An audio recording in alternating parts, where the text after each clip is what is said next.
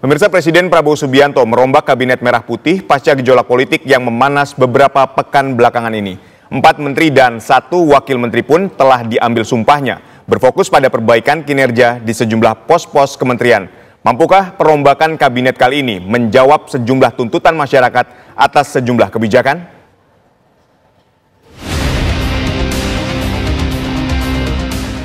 Presiden Prabowo Subianto melakukan reshuffle Kabinet Merah Putih Senin kemarin. 5 pejabat baru ini langsung dilantik untuk dapat segera bekerja optimal.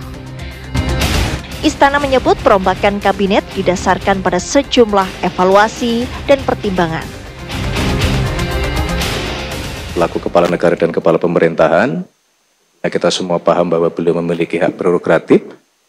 Kemudian atas evaluasi, beliau memutuskan untuk melakukan perubahan formasi. Berarti bukan menteri, Mas? Dipastikan menteri, Mas? Soal pertimbangannya banyak lah, kan itu kan ininya presiden. Intinya memang banyak trigger yang membuat reshuffle ini dilakukan, tapi menurut saya secara momen Pak Prabowo sudah tepat lah melakukan pergantian-pergantian itu.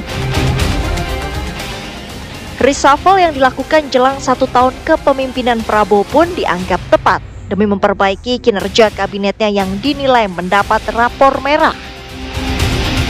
Pak Prabowo sebelumnya saat bertemu dengan para pemimpin redaksi, termasuk pemimpin redaksi TV One, Bang Lalumara waktu itu, beliau mengatakan nilai kabinetnya saat itu adalah 6.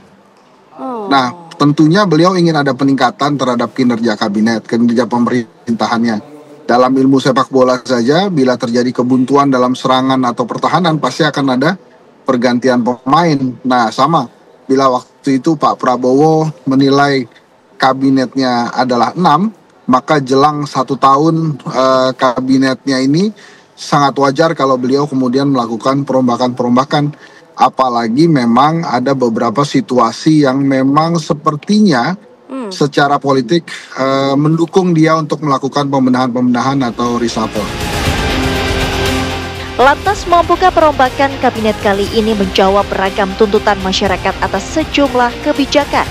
Tim TV One mengabarkan. Presiden Prabowo Subianto merombak Kabinet Merah Putih usai gejolak politik yang terjadi 2 pekan belakangan. Perombakan itu dilakukan berdasarkan masukan dan evaluasi dari berbagai sisi. Lantas, mampukah perombakan kabinet menjawab gejolak politik yang terjadi belakangan? Untuk membahasnya sudah bergabung bersama kami pakar politik Universitas Indonesia, Cecep Hidayat. Selamat sore, Mas Cecep. Selamat sore, Mas Oho. Baik, kabar? Alhamdulillah kabar baik. Mas Cecep, ini bagaimana dengan reshuffle yang dilakukan oleh Presiden Prabowo? Sudah tepatkah setelah beberapa pekan ini mengalami gejolak politik yang sempat memanas? Oke, jadi menurut hemat kami, reshuffle yang dilakukan oleh Presiden Prabowo itu dapat dimaknai dalam beberapa aspek ya. Memang Presiden Prabowo saya kira sudah menjawab beberapa persoalan dengan melakukan reshuffle. Pertama, kita tahu pekan lalu terjadi krisis ya. Setelah terjadi demonstrasi besar-besaran, kemudian terjadi krisis, ya, dalam terjadi itu, ya demonstrasi terbesar lah setelah reformasi ya. Nah, jadi dengan reshuffle itu menjadi, kalau kita bisa melihat dalam konteks mekanisme ya untuk memulihkan legitimasi pemerintahan. Ya memang kemarin itu kan latar belakangnya ada persoalan katakanlah ubarkan DPR dan seterusnya, kemudian ada persoalan nir empati dari pejabat negara dan seterusnya. Jadi harapannya ini menjadi respon ya, sebagai respon dari krisis politik yang terjadi, sekaligus juga membangun legitimasi kembali.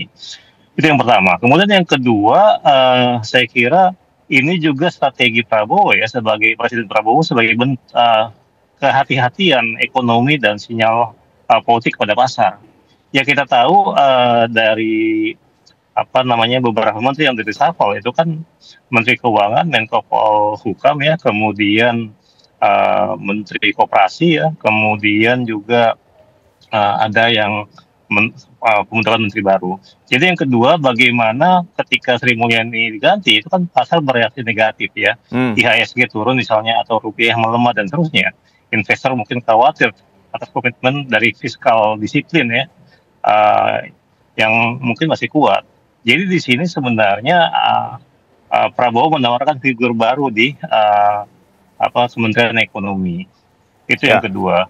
Yang ketiga, saya kira ini kan ada perubahan juga ya, kalau kita bicara relasi kuasa ya, orang-orang yang memang dulu diindikasikan didukung oleh presiden sebelumnya gitu, termasuk Budi Ari sendiri ya sebagai Menteri Koperasi akhirnya diganti juga kemarin gitu. Jadi ada pelemahan ya, menteri-menteri atau figur-figur yang dulu dinominasikan ya oleh presiden sebelumnya. Kemudian jadi ada relasi kuasa mungkin antara yang terjadi antara Presiden Prabowo dengan pendahulunya. Nah, kemudian yang keempat ya ini dalam rangka institusionalisasi desain ya. Bagaimana terjadi pembentukan kementerian baru ya. Kiai Yusuf ya dengan Dhanil Anzar kemudian menjadi menteri dan wakil menteri dari Kementerian Haji. Jadi reshuffle yang dilakukan oleh Presiden Prabowo kemarin itu dalam rangka merespon beberapa hal yang terjadi ya, baik dari politik, ekonomi dan terusnya. Ya termasuk Menko Polhukam ya, yang saya kira dalam rangka merespon peristiwa pekan lalu. Baik, Mas Cecep, ini kan kalau kita lihat bahwa Presiden Prabowo ini sempat memberikan rapor merah, tapi ketika kita melihat ada Kementerian Koordinator Polhukam di situ, kemudian ada Kementerian Keuangan, Kementerian Koperasi, Kementerian Pemuda dan Olahraga, apakah memang Anda melihat ada urgensi yang harus diganti di pos-pos kementerian ini? Iya, jadi bicara tentang rapor merah ya, memang pertama kalau secara legal formalnya itu kekuasaan prerogatif dari pemerintah, dari presiden khususnya. Tapi di luar itu saya kira Prabowo memperhatikan ya tarikan menarik politik gitu. Jadi yang bersangkutan juga melihat bagaimana tekanan publik, bagaimana publik bersuara di media sosial. Itu kan bagaimana kemarin Menteri Pekerja Migran ya, yang muncul di media ya, tengah bermain domino misalnya. Jadi segala hal itu direspon oleh Presiden Prabowo.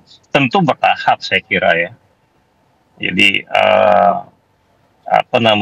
bukan sekedar untuk merespon jadi semua hal direspon lah, baik itu politik ya, keamanan, ekonomi, termasuk juga relasi kuasa antara Presiden Prabowo dengan mitra-mitra strategisnya ya, dengan partai atau kekuatan politik yang mendukungnya gitu. Karena kalau kita bicara kayak gitu kan sebenarnya ada beberapa partai juga yang kehilangan kursi, ada partai lain yang nambah kursinya. Gitu. Baik. Jadi ketika tadi berbicara soal relasi kuasa terhadap pendahulunya, Anda sempat menyinggung itu. Mungkin boleh sedikit digambarkan sebetulnya seperti apa yang ingin dicapai oleh Pak Prabowo dengan reshuffle ini? Jadi gini, ketika presiden sebelumnya itu kan sudah punya otoritas ya, punya pengaruh. Tapi setahun ini, 10 bulan terakhir, itu otoritas sudah berpindah ke Prabowo. Dan juga pengaruhnya itu lama-kelamaan bergeser kepada Presiden Prabowo. Tentu dalam aspek yang lain, Prabowo ingin ya, sebagai sebuah kabinet presidensial, itu menteri-menterinya itu memang loyal pada presiden ya, president's person lah. Nah di sini kemudian tentu Presiden Prabowo mengevaluasi para pembantunya gitu. Ya mungkin dalam bahasa yang formal bikin raport, tapi semata-mata saya kira bukan hanya raport kinerja dari kementeriannya, tapi juga bagaimana Prabowo memperhatikan ya aspirasi yang muncul gitu di tengah publik ya. Ya bagaimana ketika sosok SMI misalnya ada sentimen negatif meskipun mungkin dirinya hampir 20 tahun di Kementerian Keuangan, akhirnya dicoba juga dengan tokoh yang lain gitu.